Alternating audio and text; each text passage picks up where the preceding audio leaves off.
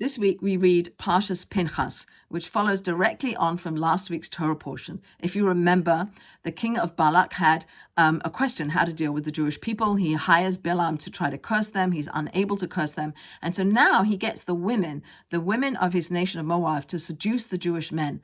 And in this seduction and in getting them to do immoral things, they will come to idolize their god Baal Peor. And this is exactly what happens. They engage in idolatry. God brings a plague. And Pinchas, who is known as a righteous zealot, he's the grandson of Aaron, the high priest. He stands up and in the name of God, with a pure heart and with a pure intention, he takes a spear and he spears one of the Jewish leaders who was engaged in an immoral act with one of the Moabite women, and he kills them. And after this act, the plague ends. And this is given as an indication that what Pinchas did was correct. It was the right thing for him to do. He partnered with God to bring about the end of the plague. And as a result, he gets rewarded with the priesthood. So here's Pinchas being an active partner with God to change what's going on in the world.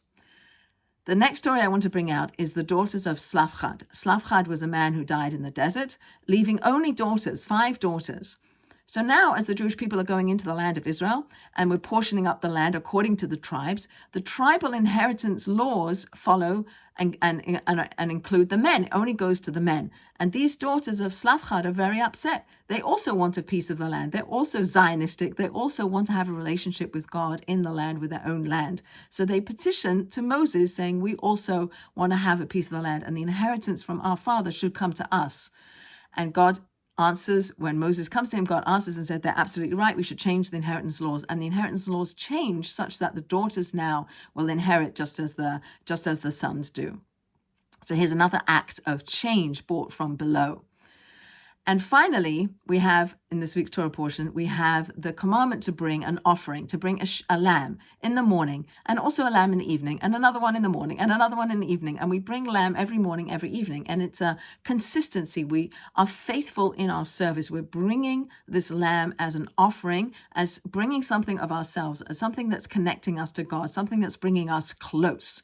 We don't have these offerings anymore, but we have the prayer service, which we do every morning and every evening. We're in relationship with faithful to God. So Pinchas was faithful to God. He did the right thing. The daughters of Slavchad were faithful to God. They did the right thing.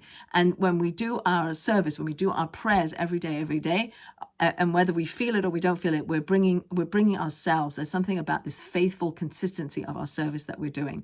So I hope for us that when we do things, that we do them for the right reasons. When we, that not for honor and not out of jealousy and not out of arrogance, but we do them because we want to have a pure and a meaningful relationship with God and with each other.